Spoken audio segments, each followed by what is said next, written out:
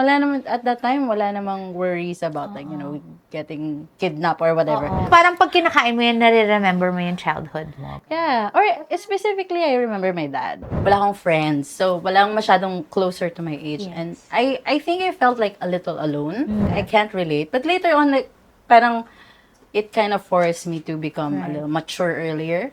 They didn't expect me. Because before me, my mom had a miscarriage. Oh, okay.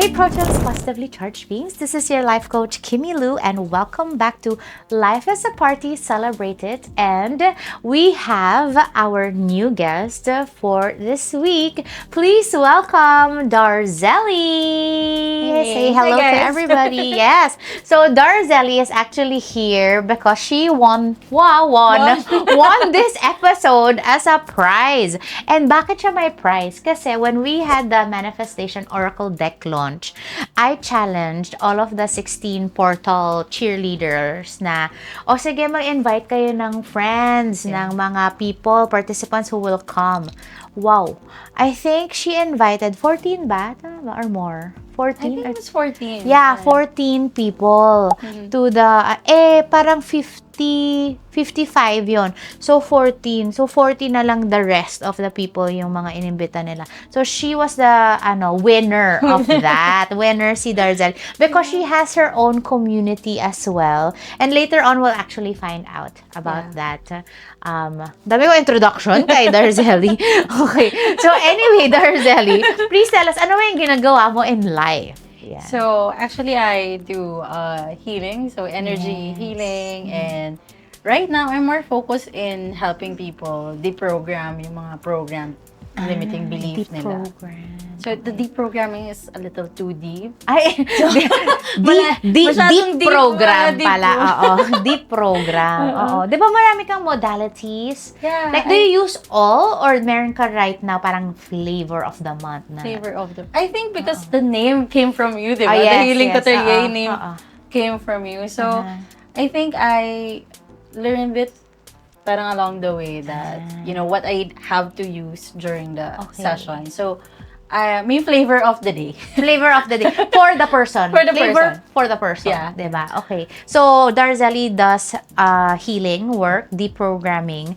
But then, before we talk more about that, I want everybody to get to know you. Kasi I think, like on social media, you don't really talk about your childhood, saan ka lumaki, ano ba yung mga hilig mo, yung ganyan. So now, I think it's the chance for people to get to know who Darzzelly is. Like, who is this person who's going to heal me, who's going to deprogram me? I think, parang it's nice to know that para sila sa'yo, parang they get familiar, or maybe parang, ay, ako din ganon. So, mas relate ba? Yeah. Okay, so, let's talk about your childhood and tell us how you grew up. Parang laki ka ba sa... Kasi kanina our guest, sabi niya, laki siya sa lola. Talaga, oo, okay. ganyan. With cousins, ganon. What about you? Laki sa kalye. Ay, ako din. Medyo, laki sa kalye. Tama naman. Like, ano yung mga ginagawa mo sa kalye?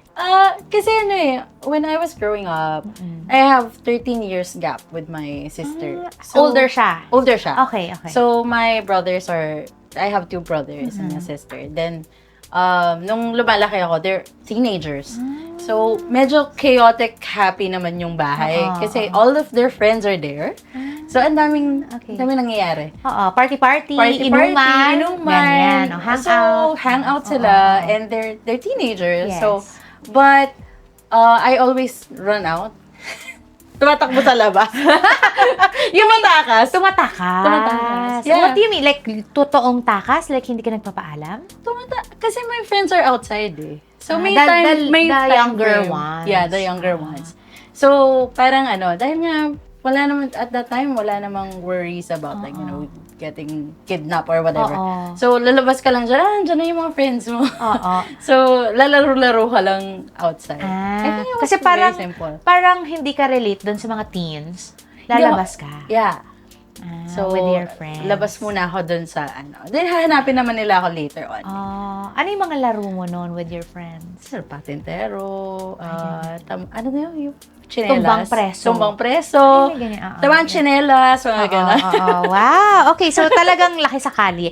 Mga street games. Street games, Street Pinoy games. So, ganyan. So, fun naman. Fun, yeah. Right. What about your parents? Like, they were also present in your life? They're very present actually, but they're busy with work. Okay. So, but I remember this, lagi kong, sa dad ko, I will always look for pasalubong.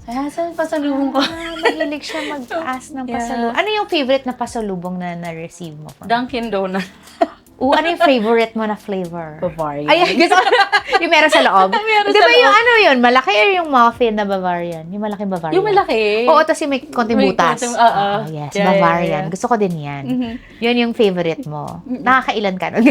Hindi ko na maalala. Pero kasi marami kami sa house eh. So I think it's, plotted. ito sa'yo, ito sa'yo. Ito sa'yo, yeah. Gano'n kayo kadami sa house? So we're actually we were all living together. So we're 6. Actually, so my mom, my dad, and then my 2 brothers and sisters. Okay. So, Yeah. Bavarian is the key. So, The if Bavarian. you want to win Darzzelly's heart, Bavarian. Bavarian.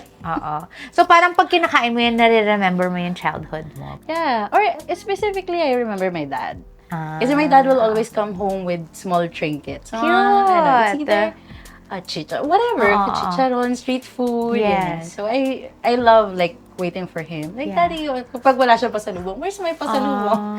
So, thoughtful naman siya. Yeah, you very, would say. very, very thoughtful. Okay. So, I'm curious also if there's any challenge or, not challenge siguro kasi sabi mo naman happy childhood. But what do you think are the factors in your childhood that made you who you are today? Like, is it your education, maybe your friends, or maybe, did you have gifts then when you were younger? Like, tell us about it. I think when I was young, sobrang, I think it was easy, but because we have this like 13 years gap with my sister, they're like adults. I don't have like at home. Yeah. Wala akong friends. So, walang masyadong closer to my age. Yes. And I think I felt like a little alone because I was the most of everything. So, most love, most cold, Okay. most makulit. So, lahat ng most kasi bunso. Right. So, but it was kind of a little lonely because I was growing up na. I feel like I'm alone because kasi sila magkakalapit yung age nila eh. Yes. And it was like 13 years gap of it. And I have to like maybe look out for friends outside, Yes, which is, yes. luckily, I have naman Buti. mga kaka-age ko Yeah. sa labas. So, yeah, I think that was when I realized that why was I feeling a little alone. I can't relate. But later on, like, parang it kind of forced me to become a little mature earlier. So when I was around 16, now I'm like, I'm feeling like I'm a little kid. So, Pero parang adult late. na ako. Yeah. So that's when I see that, because I wasn't, I was playing as a kid and I was just enjoying life as a kid. Okay. Well, they were I just saw a reel and I even saved it and I retweeted. Ano bang tawag doon? Shared it. Reshared it. Na the reel was talking about, so the girl was actually parang a twin. And then, hindi alam, kasi nung time na yun, sa ultrasound, wala pang ultrasound. So, hindi siya nakita. Akala nila magkakaboy lang sila. Tapos meron, oh my gosh, may girl. So, hindi sila prepared. Yeah. Yung dad niya kailangan pumunta ng store, bumili ng new bed, ganyan. So, all that time, like for 40 plus years, ang akala niya, hindi siya wanted. Kasi, di ba parang hindi prepared, yung gano'n. Yeah. So, binago nung, I guess, coach yung tawag doon, no? Na sabi niya, what do you feel na, ano ba sa tingin mo yun? Akala niya burden siya. But in truth, actually, she was such a surprise. Yeah. Right? Like, oh my gosh, it was a surprise. There's another one. Like, how special na there's another child here. Is that the case also with you na, oh, you're the youngest na parang, oh my gosh, we have a surprise. And then even if you feel alone, you were feeling alone at that time. But actually, what a beautiful surprise to have like a baby. Diba, you're so loved. Like, what can you say about that? I think now that when I go back, I was just alone because I can't relate to anyone. Dahil sobrang bata. But how it was a gift for I think my mom and my dad. They didn't expect me because before me, my mom had a miscarriage. Oh, okay. So they really weren't expecting me. Yeah. So parang I felt alone, but now when I look back to it, like my parents like allowed me to be a kid because that is kind of something they were deprived of. Kasi they were like working very hard at a young age. So when I look back, like I appreciate the time where like, oh, okay, that was ano pala, pag matanda ka na tsaka mo makikita. Pag bata parang ano ba to, ang dami mo reklamo, di ba? Oo, syempre. Ngayon na-appreciate na natin. And now we appreciate it. Na you're so loved pala. I was so loved. Up until now. Of course, oo. And with your siblings also. So because now there's more time for us to be like siblings talaga na we're almost like at the same age. Now, like adults na lahat. Adults na lahat, yeah. So I'm very close to my sister kahit na nasa Canada siya. Okay. And my siblings also, my brothers. Okay. So that was your childhood. Medyo alone, but at the same time, you appreciate it rin naman. Right? So now, like in your present time, like in your adulthood, is there any aloneness? Alone feeling of being alone? Parang wala nang alone. Wala na pala. Wala naman palang alone time. Wala nang alone time. Yeah, but you think that shaped you into who you are today, like being the most loved and the most appreciated, I guess, at that time. How do you think parang did you take that with you now in your present time, in your adulthood? I think the feeling alone is not there anymore. It's more of like appreciative of my mom and my dad. Parang every because I stayed in India for a while. Yes. So that's where you appreciate that your family pala it's really close knit. Na pag hindi ka far away, you will not see how you love your family, how close you are with your family. So parang appreciation out of the aloneness in your childhood, appreciation of being with your family yung nangyari, nag-come up. Kasi parang I think before, I was correlating, nung bata pa ako, I was correlating aloneness and loneliness. Para siyang dikit. So now that I realize that na adult na ako, that being alone is not a problem. It's not actually loneliness. My problem, I think, before was I was correlating loneliness with aloneness.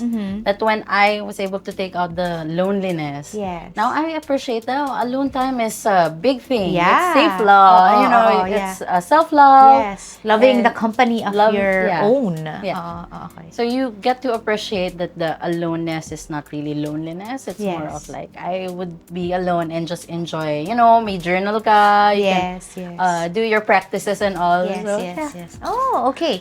So, good to know how you grew up as a child, and I guess not a lot of people know na ano ka pala yung bunso or what, because I mean as you show up parang you're actually our ate, knowing diba, helping us with emotion code, body code, all of these things, and then when we ask about the crystals parang you know it all. So kaya nga parang ate, yung pala siya yung baby, guys.